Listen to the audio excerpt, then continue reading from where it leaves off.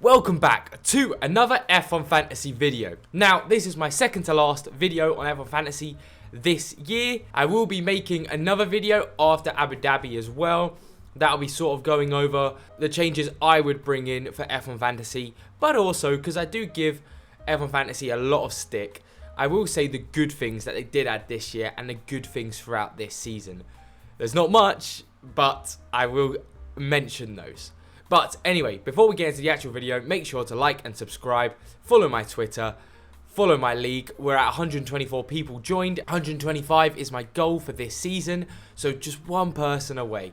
But anyway, thank you all so much for the support, and I hope you all enjoy this video. Now, normally I'd talk about the big changes, but I feel like that part of the video isn't needed as much, and I'd like to switch it up a little bit, practicing what I could use for next season. Now, for me, I'd quite like to talk about the highest performing drivers in the constructors from last race weekend. And actually, I'll show what my team did last weekend. It was pretty good. I'm doing pretty well at the minute in F1 Fantasy. These are the top 5 drivers you could have had last race weekend, not in any particular order. First off, Verstappen is coming in around 29.9 million. He will break that 30 million before the end of the season. You'll see the breakdown of his points on the screen right now, but when you're finishing first in every single race, getting pole position for the actual race, maybe not the sprint race, but still second for the sprint race, you're going to be getting loads of points every weekend. The worst points Verstappen has got this season, kid you not, is 25 in Singapore. He's just been amazing, but that is why he's in the best 5 drivers this week,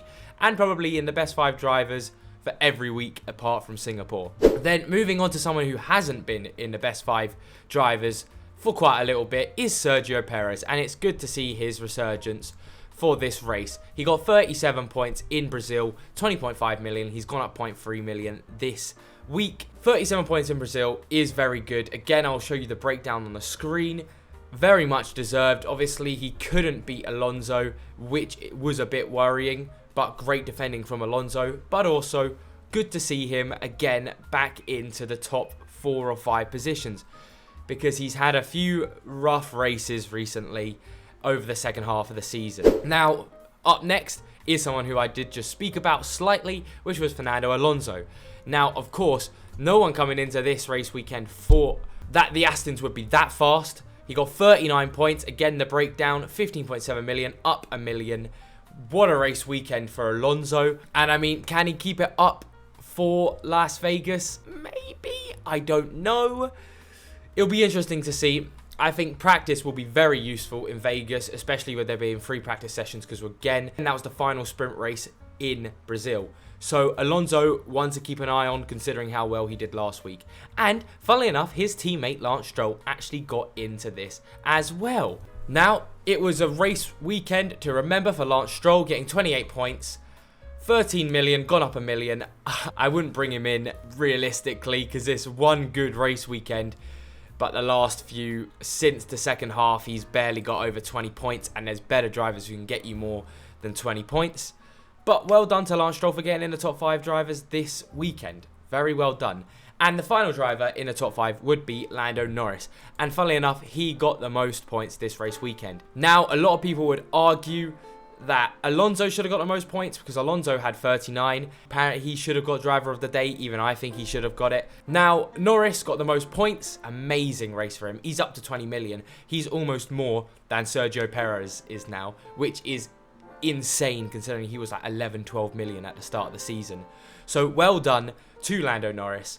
Good to see him still doing well, of course. And I expect to see him in the top 5 again for Las Vegas. Now, a quick honourable mention to 2 drivers, which are Pierre Gasly, who managed to get 24 points this race weekend. A massive feat for the Alpine driver. Well done to him. Sadly, obviously, because he's still in an Alpine, he's never going to get that many points. And same thing for Tsunoda, who got 22 points. Everyone who brought in Tsunoda, well done, because he is way too expensive these days now if you didn't have him in. But yeah, well done to Gasly and Tsunoda as well. They are ones to look out for in Las Vegas, because they always seem to pull something out of the bag, especially even being in the Alpine and the AlphaTauri. Now, moving on to the best 2 constructors, and this one did surprise me a bit. Of course, you have your Red Bull, getting the breakdown there. Of course, they were going to get it. They always normally get it. And, funnily enough, it's not McLaren. They are in my honourable mentions, but it was Aston Martin, because McLaren was slightly let down by Piastri. Luckily he didn't get those DNF points, but because he had to start a lap down, he was just dead last for the whole race basically. So that meant Lance Stroll and Alonso, having both had a good race weekend, means Aston Martin were the second best team to have. Didn't see it coming, and I don't think it will be the same in Las Vegas, but good to know. Just in case you still want to get on Aston Martin bandwagon, you now know they won't stink up the gaff and they'll still be alright. Of course, honourable mentions go to McLaren, Alpine and AlphaTauri. Alpine mainly due to Pierre Gasly, like I've said. AlphaTauri, of course you had Yuki Tsunoda, but also Daniel Ricciardo wasn't too shabby this weekend as well. Even with him being dead last in the actual race, he got a lot of points in the sprint race weekend, and just by not DNFing, it really helped AlphaTauri. So let's move on to the team selection you can use for Las Vegas. Now again, there's your original team that I've been spouting on about for the last few race weekends, which is Verstappen, Perez, Piastri, Norris, Ricciardo, Red Bull, McLaren. Now, if you had Tsunoda in, you would have him as well instead, but if you didn't, you'd probably have to go for Ricciardo. Basically, this team is the dog's bollocks. You can't go wrong with it. If you want to change out Russell or Sainz instead of Perez, that's fine. I don't think Russell's a shout anymore with how bad Mercedes have looked like. Potentially Sainz, but I'm going to be leaving that for practice, and like usual, I'll be saying on Twitter who I'll be bringing in. So this is editing Zach, and obviously I'm editing this on the Friday morning of qualifying and the practice and stuff, and I've woken up to the Sainz news, and if he's missing practice, I doubt I will be bringing Sainz in. I'll probably be sticking with Perez. Most likely Perez though, because it looks like he potentially could be back into his slight groove, potentially getting in top fives. Now then, in a slightly different team, you have what I would call the Albon believers. So I talk about the rumours in my last video yesterday, where people think Albon could get a podium because of how fast that Williams is in a straight line. Now, if you believe this, I think it's quite a stretch to go for, considering it's a massive leap into the unknown. Unless you really need a screamer this weekend, I'd say it's just too risky to go for this team. But if you want to, here is the team right now. And it is Verstappen, Alonso, Norris, Piastri, Albon, Red Bull and McLaren. Now, of course, if you had Tsunoda, maybe you could afford to get someone better than Alonso if you've had good driver price changes. However, that is the base team. Alonso would be the driver to remove if you had enough money to make that jump up to a Sainz or a Perez. And then the final team to use is another one looking back at last weekend, which is the Aston Martin believers. This, of course, would be Red Bull and Aston Martin in your team, with Alonso, Verstappen, Perez, Norris and Tsunoda. Now, if you already had Tsunoda, that means you could probably price him up and potentially get a Piastri, Gasly or an Albon, which would be slightly better. But yeah, if you really trust in the Aston Martin being back at it and being able to challenge constantly in the top 10, that would be the team I'd go for. Now again, I don't think that's the case. Stroll's probably going to be going back to his normal stuff. But if you want to go for Aston Martin, that would be the team I would go for. Now, chips-wise, I would use no negative. Apparently, Las Vegas is going to be chaotic with the track temperatures, so everyone's going to be slipping and sliding. I do expect a few crashes to be had. However, if you've not got any chips left, don't worry, because they're not that serious this race weekend. But also, if you've got any chips, there's only 2 more races. This would be the race to use them on. Now, quickly looking at my league. Thank you all so much for joining it. I'll show again the league links and the league code again.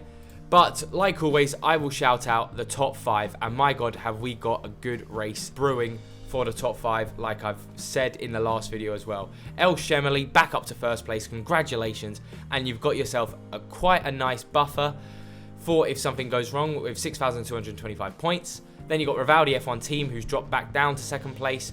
Keep up, and potentially you could catch back up to El Shemely on 6,197 points. Then you have Dream Team Wannabe, who's gone up to third place on 6,181 points, with Leapers 1 fourth with 6,175 points, and Q on 6,155.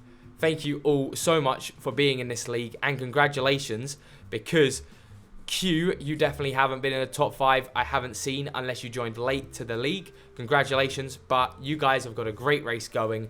And don't count out Rahman, Hamilton, Sani, even Domi could all still get in the top 5. So well done to you all. And hey, I hope you all could take something out of this video tonight and I'll see you all later on next week.